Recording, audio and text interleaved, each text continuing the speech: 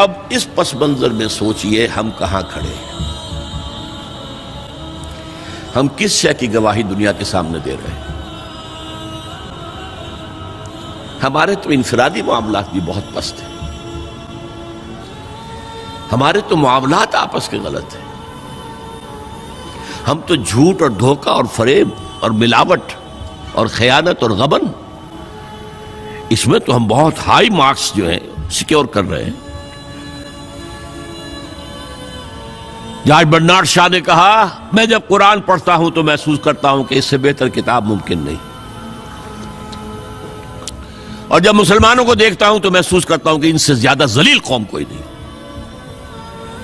یہ گواہی ہم دے رہے ہیں، یہ محمد کے ماننے والے یہ ہیں،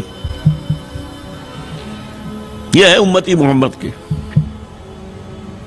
جو اپنے پاؤں پہ کھڑے نہیں ہو سکتے، جو اپنے معاملات مینیج نہیں کر سکتے، بیکاری، یہ اور کہاں ہے وہ دین؟ کوئی ایک ہی دنیا میں دکھا سکتے ہو کہ یہ ہے دین؟ آؤ see with your own eyes, this is دین الحق۔ یہ جو میں نے آپ سے کہا تھا نا، یہ بڑی نازک ذمہ داری، بڑی نازک، اس کا ایک اندازہ آپ کو ہو جائے گا خطبہ حجۃ الوداع سے۔ حضور نے جو خطبہ دیا، اور وہ عظیم ترین خطبہ ہے تاریخ انسانی کا، آخر میں موٹی موٹی باتوں کو پھر دہرایا۔ دیکھو عورتوں کا خیال کرو، عورتوں کے حقوق ادا کرو، دیکھو غلاموں کے ساتھ نیک سلوک کرنا، جو بھی تھی۔ پھر آپ نے ایک سوال کیا، الا هل بلغت، لوگوں میں نے پہنچا دیا یا نہیں؟ 1.25 لاکھ کا مجمع تھا، آج سے 1400 برس قبل 1.25 لاکھ کا مجمع بہت بڑی بات تھی، بہت بڑی بات تھی، جبکہ ابھی اسلام صرف جزیرہ نما عرب تک محدود تھا۔ آج بھی پہلے کبھی ہو جاتے تھے 28-30 لاکھ بھی، ان مینیجیبل ہو رہا تھا معاملہ۔ اب سعودی عرب کی حکومت نے کو مینیج کیا، پابندیاں لگائی تو 20 لاکھ، یہی ہے نا 1.25 لاکھ کا مجمع۔ اور اس کا نقشہ میں دکھا دوں، ایک ایک حرف آپ 3 مرتبہ کہہ رہے تھے۔ داہنی طرف رخ کر کے کہا، وہ سنا، پھر مکبر کھڑے ہوئے ہیں، اس نے سنا اور آگے پہنچایا، اس نے سنایا آگے پہنچایا۔ لاؤڈ سپیکر تو تھا نہیں، کوئی پبلک ایڈریس سسٹم تو نہیں تھا۔ پھر آپ نے سامنے رخ کر کے وہی بات فرمائی، پھر یہاں سامنے کھڑے ہوئے لوگوں نے پہنچایا، پھر بائیں طرف رخ کیا۔ اسی لیے ہر جملے کو، ہر بات کو آپ نے 3 دفعہ کہا، الا هل بلغت، میں نے پہنچا دیا یا نہیں؟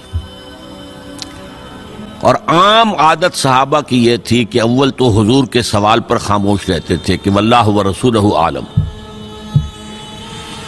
یا اگر جواب دیتے تھے تو فرط ادب سے بہت مختصر جواب۔ وہ چلبلے قسم کے شاگرد جو ہوتے ہیں، جو استادوں کو بھی پڑھانا چاہتے ہیں، صحابہ کرام اس طرح کے نہیں تھے، اپنی لیاقت اور ذہانت کا روب جو ہے اپنے استادوں پر گاٹھ دیں۔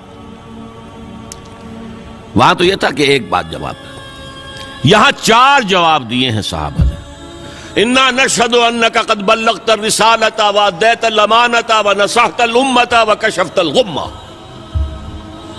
3 مرتبہ حضور نے کہا الا هل بلغت، اور 3 مرتبہ جواب آیا انا نشہد انک قد بلغت الرسالۃ وادیت الامانۃ ونصحت الامۃ وکشفت الغمۃ۔ اے نبی، ہم گواہ ہیں، آپ نے حق رسالت ادا کر دیا،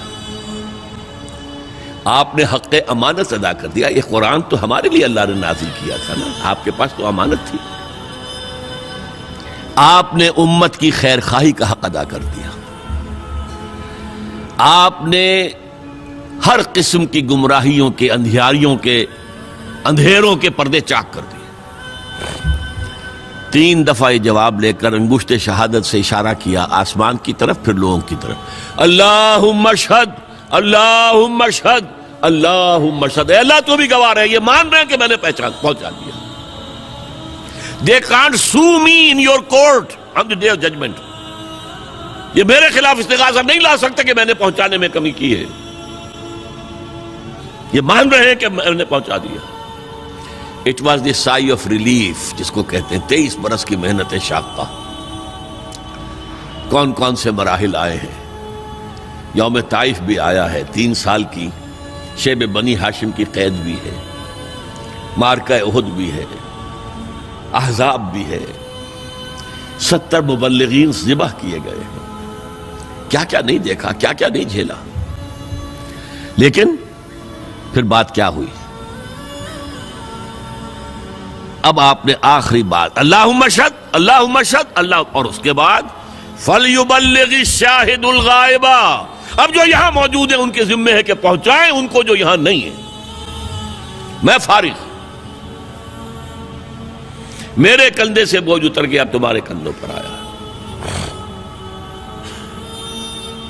اب اس غائب میں وہ بھی تمام لوگ شامل تھے جو اس وقت دنیا میں تھے اور وہاں نہیں تھے.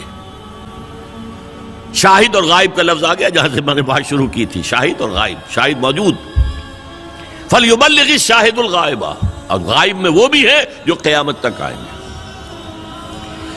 یہ ہے اس امت کا فرض منصبی, اور اگر آپ سمجھیں یہ ہے اس امت کا فریضہ رسالت.